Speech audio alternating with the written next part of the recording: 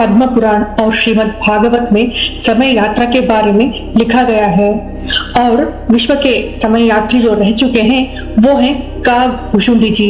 इन्होंने 11 बार रामायण और 16 बार महाभारत को देखा है और जब भी उन्होंने देखा है अलग परिणाम होते हुए देखा है महाभारत और रामायण का, क्योंकि उन्होंने समय के अलग अलग आयामों में जाकर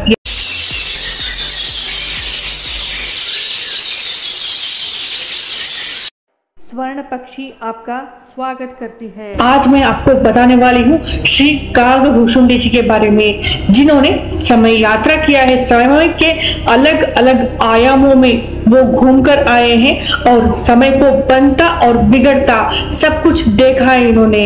मित्रों, कागभूषुंडी जी कागभूषुंडी कैसे बने, चलिए इसके बारे में मैं आपको बताती हूँ।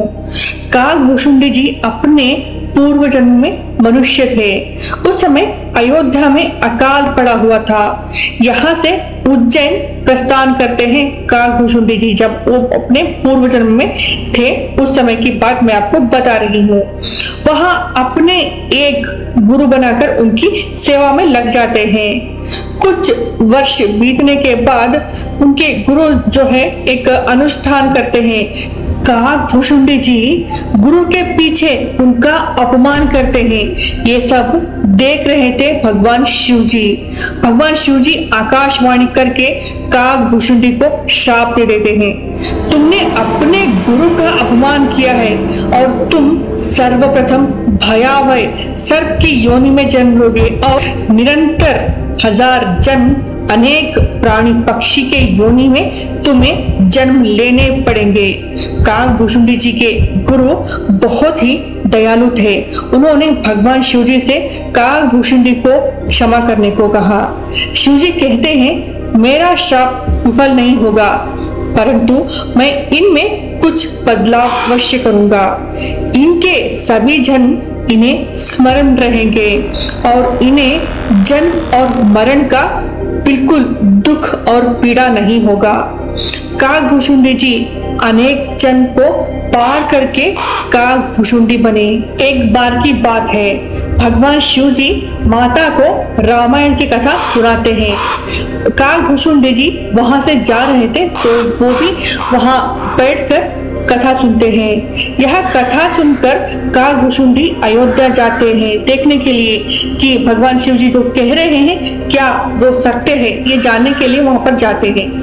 अयोध्या राजमहल में उड़ते उड़ते राम जी को ढूंढते हैं। खिड़की के द्वार पर एक छोटा बालक रोटी पकड़े हुए दिखते हैं कागभूषुंडी को।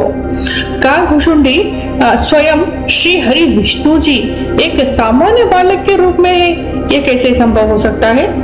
कागभूषुंडी परीक्षा करने के लिए छोटे से बालक श्री राम जी के हाथों से रोटी छीन देते हैं। नन्हे से राम जी रो पड़ते हैं। कागभूषुंडी हंसते हुए, ये तो असंभव है, ये तो एक सामान्य बालक है कि रोटी छीनते ही रो पड़ा, ये बोलकर श्री विष्णु ऐसे होंगे, असंभव कहकर वहां से उड़ जाते हैं कागभूषुंडी जी। कुछ समय उड़ने के बाद उन्हें कुछ आभास होता है तो वो पीछे मुड़कर देखते हैं। देखने पर वहीं पर जो उनके पीछे रो रहे थे नन्हे से बालक, वो उनके पीछे उड़ते हुए आते हैं। ये सब देखकर कागभूषुंडी जी चकरा कर गिर पड़ते हैं। जब कागभूषुंडी को होश आया तब श्री विष्णु जी उनके सामने थे। भगवान विष्णु जी को देखकर कागभूषुंडी जी गदगद हो उठते हैं। भगवान विष्णु जी ने कागभूषुंडी को अमर होने का वरदान दिया और अब से काल के चक्र से आप मुक्त रहोगे, आप समय के चक्र से भी मुक्त रहोगे।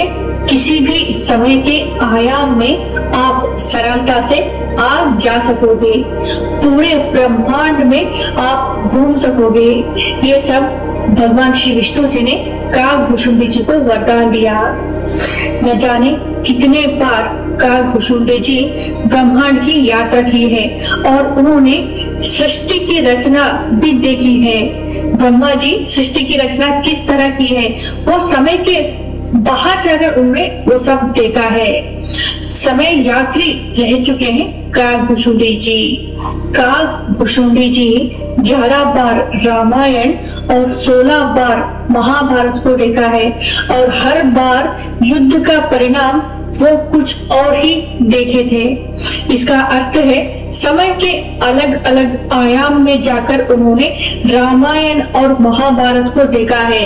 मित्रों, इसका एक स्पष्ट अर्थ मैं आपको बता दूं तो समय के अलग अलग आयाम होते हैं और उन अलग अलग आयामों में यहाँ पर जो महाभारत और रामायण हुआ है उसी तरह अलग अलग समय के आयाम में महाभारत और रामायण हुए हैं और उनके परिणाम यहाँ से कुछ अलग हुए हैं। जी हाँ, और मैं आपको और भी स्पष्टता से बताऊं तो जो अभी मैं बात कर रही हूँ और आप ये वीडियो देख रहे हैं, ऐसे ही समय के अलग अलग आयामों में हम सब हैं। कुछ अलग तरीके से या फिर अलग काम करते हुए, अलग नाम से, अलग पहचान से हो सकता है। और काकभूषुंडी जी समय के बाहर रहकर समय का बनना और समय का बिगड़ना दोनों देखे हैं। और मैं और भी अच्छे से बताऊं तो पद्म पुराण, श्रीमद् भागवत में समय यात्रा के बारे में लिखा गया है।